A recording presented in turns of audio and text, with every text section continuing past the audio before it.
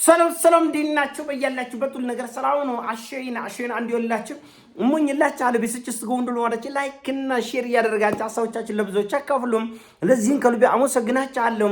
ዛሬ ወደ ሚዛናችን ዘላችሁ የመጣን እንግዲህ የኢቢኤስ ቴሌቪዥን ይቅርታ ነው። ኢቢኤስ ቴሌቪዥን ታላቁን ደራሲ ሀብታሙ አለባቸውን ይቅርታ ጠይቋል። አልፎ ተርፎ እንደውም ዛሬ ኢቢኤስ ሰይፉ ሾው ላይ ለደራሲ ሀብታሙ አለባቸው ሰርፕራይዝ አለ ተብሏል። ይሄ በጣም ደስ የሚል ነገር ነው። አብዛኛው ህዝብ የተቆጣው ለምን ለደራሲ ሀብታሙ አለባቸው የምሳ ስጣታ ሰጣችሁት የሚል አይደለም። አብዛኛው ሰው የተቆጣው ይሄን የሚያክል ጉንቱ ደራሲ የዩኒቨርሲቲ መምህርና የፖለቲካ ሳይንስ ምሁር የሆነን ሰው እንዴት ሳታውቁ አለፋችሁት ነው። ማወቅ ነበረባችሁ አታነቡም ወይ የሚል ጥያቄ ነው የተነሳው። ጋዜጠኛ ህዝብ ፊት ሲቀርብ ብዙ መረጃ እውቀት ሊኖረው ይገባል፣ ግድ ነው። ከህዝብ ተሽሎ ከህዝብ በብዙ ተሽላችሁ። ምክንያቱም እኛ ወቅነንማ ምን ትነግረናላችሁ? እኛ ላወቅነው ልታሳውቁን፣ እኛ አልገባነው ልታስረዱን፣ በዛውም ደግሞ መረጃ ልትሰጡን፣ በዛውም ልታዝናኑን ነው። እና ጋዜጠኛ ካላነበበ ምኑን ጋዜጠኛ ሆነ? እና እንዴት አላወቃችሁትም የሚል ነው እንጂ በምሳ አልተቆጣንም። ምሳ ካገኛችሁ እኔን ብትሰጡኝ። በምሳ ማንም ኢትዮጵያ አልተቆጣም። ማንም ኢትዮጵያ አልተቆጣም። በምሳ ለኛም ብትሰጡ ቁርስን፣ ምሳ፣ እራትን ብትሰጡኝ ኢቢኤስ ያላችሁበት ድረስ ለመምጣት ፈቃደኛ ነኝ። እና በእውነቱም ህዝቡ መንጫጫቱ በጣም ጥሩ ነገር ነው። አንደኛ ለደራሲ ትልቅ ክብር ነው፣ ኩራት ነው። ለካ በህዝብ ልብ ይሄን ያህል የተከበርነን ብሎ እንዲያስብ ያደርገዋል። በጣም ጥሩ ነው። ምናልባትም ደራሲ ሀብታሙ አለባቸው ይሄንን አጋጣሚ ወደ ምርጥ መጽሐፍነት ሊቀይረው ይችላል። እንደዚህ አይነት ባለቅኔ ሰዎች፣ እንዲህ አይነት ሊቅ ሰዎች የሚወረወረውን ድንጋይ ሁሉ ወደ በጎ ነገር የመቀየር አቅም ስላላቸው ምናልባት ይሄን አጋጣሚ ወደ መጽሐፍነት ይቀይሯል የሚል ግምት አለኝ። አንድ ነው። ሁለት ደግሞ ይሄ ዛሬ ማታ ሰይፉ ሾው ላይ ሰርፕራይዝ አለው። ምናልባት የተወሰኑ 200፣ 300፣ 400 ሺህ ቢሰጡት እንደዚሁ ይህ ደራሲ ሀብታሙ አለባቸው ጥሩ መጽሐፍ ለህዝብ ይሰጣል፣ ስጦታ ይሰጣል ብለን ተስፋ እናደርጋለን። እና እባካችሁ እናንብብ። ኢትዮጵያ ውስጥ የማንበብ ባህላችን እጅግ በጣም የደከሙ ከመሆኑ የተነሳ ትልልቅ ደራሲያን፣ ጸሐፊዎች፣ ምሁራን፣ ዶክተሮች፣ የሚጽፉ ሰዎች አብዛኞቹ እየተራቡ እየተቸገሩ በጉስቁልና ነው ያሉት። ይሄ ምንድነው የሚያመላክተው? ህዝቡ አያነብም። ህዝብ ካላነበበ እውቀት ኬት ነው የሚያመጣው? የጀበና ቡና ወሬ እውቀት አይሆንም ወገኖቼ። ማንበብ አለብን። ጋዜጠኞች፣ የሚዲያ ሰዎች፣ ምሁራኖች ብቻ ሳይሆን ተራ ህዝብ ማንበብ አለብን። ይሄ አጋጣሚ ብዙዎቻችን የሚያስተዛዝብ ነው። ማንበብ አለብን። ብዙ ቀውስ የተፈጠረው በዚህ ምክንያት ባለማንበብ ነው። ሌላ ዓለም ለምሳሌ እንዳልካቸው አሁን ዘመኑ ዲጂታል ዘመን ቢሆንም እንኳን በጣም ብዙ መጽሐፍት ይጻፋሉ። አውሮፓ ውስጥ በቢሊየን የሚቆጠር ገንዘብ በመጽሐፍ ሽያጭ ዙሪያ ይገኛል። በቢሊየን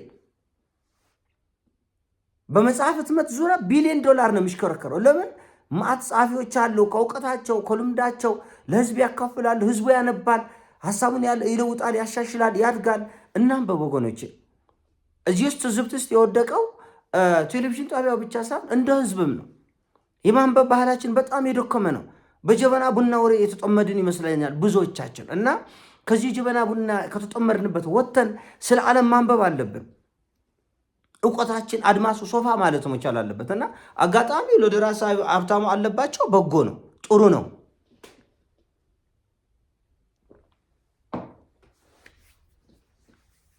እግዚአብሔር ብዙ ነገሮችን ለበጎ ያደርጋል።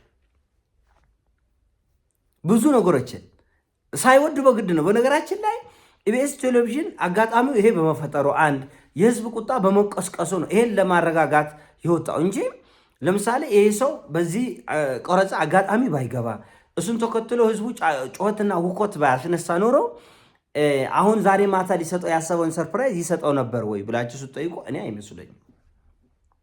አይመስለኝም። አንድ እሱ ነው። ሁለተኛ ኢትዮጵያ ውስጥ እባካችሁን አንድ ሰው ጎበዝ ቲክቶከር ሆነ ማለት ወይም ሰነፍ ቲክቶከር ሆነ ብቻ ተከታይ አለው ማለት ጋዜጠኛ ይሆናል ማለት አይደለም። ጋዜጠኝነት በጣም ሰፊ እውቀት የሚጠይቅ ማንበብ የሚጠይቅ የህዝብን ስነ ልቦና የዓለምን አካሄድ ማንበብ የሚጠይቅ ትልቅ ሙያን። ዝም ብለህ ከፊልም ተነስተህ ወደዚህ አትመጣም። የሆነች ረጅም ዳላ የምታምር ሴት፣ የሆነ ግዙፍ ትከሻ የሚያምር ደረቶ የሚያምር ወንድ ሁሉ ጋዜጠኛ ይሆናል ማለት አይደለም። ይሄን ማወቅ አለባቸው። ፍሬ ነገር ቁጭ ሲባል ድራማ፣ አሁን አንዳንድ ቴሌቪዥኖች ላይ እንደዛ ያለ ድራማ ይሰራሉ። አቅራቢዎቹ ቁጭ ብለው እዛው ስቴጅ ላይ እዛው ድራማ ምናምን ይሰራሉ። ምን ማለት እንደሆነ አይገባኝም። አለ። በሌላ ዓለም እንደዚህ አለ። ትላልቅ አልማጅ ሚዲያዎች ላይ እንደዚህ ነገር አለ። እዛው አቅራቢ ነው፣ እዛው ደራሲ ነው፣ እዛው መድረክ ላይ ይተውናል፣ እዛው ምናምን ነገር ትንሽ አላውቅም። የሆነ ሆኖ እናንብብ። እንደ ህዝብ ዩኒቨርሲቲ ውስጥ የምናነበለው ምንድን ነው? ለፈተና ነው። ከዚህ ከጭንቅላት ወደ ወረቀት ገለበጥ ነው። ከዛስ ማንበብ አለብን። ዙሪያችን ያለፈው ታሪካችን ማንበብ አለብን። በወሬ እኮ ነው ታክሲ ላይ በሚወራው፣ ቡና ላይ በሚወራው፣ ምሳ ሰዓት በሚወራው ይሄ እውቀት ሊሆን አይችልም። ማንበብ አለብን፣ መጻፍ አለብን። ጸሐፊዎቻችን ሚሊዮነር መሆን አለባቸው። ኢትዮጵያ ውስጥ ከማንበባችን የተነሳ ነው ብላቸው፣ ከማንበባችን የተነሳ ኢትዮጵያ ውስጥ ያሉ ጸሐፍትን ሚሊዮነር ማድረግ አለብን። ሚሊዮነር ለምን? በጣም ብዙ የጎደለ ስላለ ያን ሁሉ ለመሙላት ጊዜ ወስደን ብዙ መጽሐፍቶችን ገዝተን ማንበብ መቻል አለብን። የራሳችንን ብቻ አይደለም፣ ቁንጽል ነገር ሳይሆን የኢትዮጵያን ታሪክ፣ የምስራቅ አፍሪካን ታሪክ፣ የአፍሪካን ታሪክ፣ የዓለምን ታሪክ ማንበብ አለብን። ሳይኮሎጂካል የሆኑ ጉዳዮች፣ ማህበራዊ ፖለቲካል የሆኑ ጉዳዮች፣ መንፈሳዊ የሆኑ ጉዳዮች ወጣቶቻችን ማንበብ አለባቸው። ዝም ብለው ጫት ላይ ተዘፍዝፎ፣ ዝም ብለው አረቄ ላይ ተዘፍዝፎ የሚል ወጣት ምን ያደርጋሉ? ለራስ ስለ አገሩስ እና ራሳችንን እንፈትሽ እስቲ። ብዙዎቻችን ከሀብታሙ አለባቸው መጽሐፍ ምን ያህሉን አንብበናል? ሲጮሁ መጫጫት፣ ወከባ ሲያነሱ ወከባ ማስነሳሳ፣ ራሳችንን መፈተሽ አለብን። ስንቶቻችን አንብበናል? ስንቶቻችን ተረድተናል? ስንቶቻችን ራሳችንን ለመለወጥ ማህበረሰቡን ለመለወጥ እየሰራን ነው? ይሄ መታወቅ አለበት እና ይቅርታ ተጠይቆ የሚቀር ነገር አለ። ይቅርታ ተብሎ የማይታለፍ ጉዳይ አለ። አንዳንድ ጉዳዮች ለምሳሌ አለማወቅ፣ አለማንበብ፣ አለመረዳት። አሁን ብዙ ጋዜጠኞችን እንደኔ እይታ ነው መጽሐፍ ደርድረህ ይሄ መጽሐፍ ምን ይላል አይደለም የዚህ መጽሐፍ ደራሲ ማን ነው ብለህ ብትጠይቅ ከመቶ መጽሐፍት 20ውን የሚያውቁ አይመስለኝም። ብዙ ጋዜጠኞች የራሴ እይታ የራሴ ጉምገማ የሚያልፈው አይመስለኝም። የማንበብ ባህላችን በጣም የደከመ ከሞላ ጎደል ጊዜያችን የሚፈጀው ቲክቶክ፣ ዩቲዩብ፣ ፌስቡክ። ከዛ በተረፈ ነፍሳችን ለማቆየት ምንሰራት የዕለት እንጀራ ተፍተፍ ካለ በዛ ነው ቀኑ የሚያልቅ። ጊዜ ወስዶ የሚያነብ ማናል? እና አለማንበብ ደግሞ ዋጋ ያስከፍላል። ማንበብ ነው ዓለምን የቀየረው። እዚህ ሀገር ላይ መነሳት ያለበት አብዮት መነሳት አለበት። በነገራችን እዚህ ያለ ሪቮሉሽን ያስፈልጋል። ኢትዮጵያ ውስጥ የማንበብ ሪቮሉሽን፣ ከድንዛዜ የመውጣት ሪቮሉሽን፣ ከወረቀት ጋር የመስማማት ሪቮሉሽን ያስፈልገናል። ምንም ጥያቄ የለው እና እዚህ ነገር ላይ ትኩረት አድርገን እንደ ሀገር መስራት ያለብን ይመስል እንደ ሀገር አድምተን መስራት አለብን እና ኢቢኤስ ቴሌቪዥን ይቅርታ መጠየቁም በጎ ነው። ስጦታ ለመስጠትም ማሰቡም በጎ ነው። እቺ ያለማንበብ ነገር ግን ትኩረት ይደረግበት። እኔ እወራረዳለሁ። አብዛኛው አሁን እነዚህ እንደውም የሬዲዮ ጋዜጠኞች ሞር የተሻለ ይመስለኛል። የሬዲዮ ላይ ያሉ ጋዜጠኞች ሞር የተሻለ ይመስለኛል። ቴሌቪዥን ላይ የሚቀርቡ አዘጋጆችና አቅራቢዎች ምን ያክል እያነበቡ ነው የሚለው ፍተሻ ማድረግ አለባቸው። ራሱ ቴሌቪዥን ጣቢያዎች ምን ያህል እያነበባችሁ ነው? ምን ያህል እውቀት ጋዘሩ እያደረጋችሁ ነው? ስታነብ ለሰው የምታካፍለው ነገር በጣም ቀላል ነው። በጣም ይገርም። ሚዲያ ላይ ካነበብክ ጂኒየስ መሆኑ ላይ አይጠበቅብህም። የእነሱን እውቀት ሽርፍ እያደረግ ታቀርባለህ። ያለበለዚያ ወዝ አይኖረው እና ወዝ ያለው ነገር ህዝብ የሚሰማው ነገር ለእኛም ክብር የሚሰጥ ነገር ላይ ትኩረት ማድረግ ይገባናል።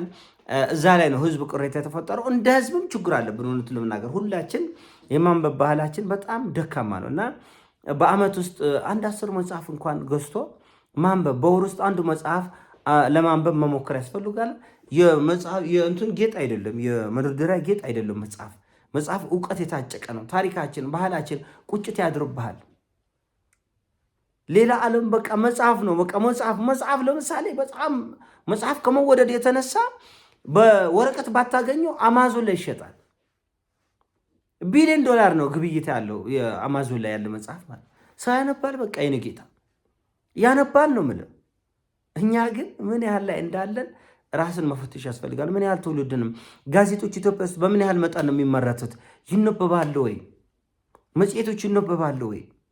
ደራሲያን ቦታ አላቸው፣ ክብር አላቸው። ይህን ሁሉ መፈተሽ ያስፈልጋል። ይሄን ሀሳብ ነው። ሲሞቻችን ላይ ሼር አድርጉም። እወዳቸዋለሁ። ፒስ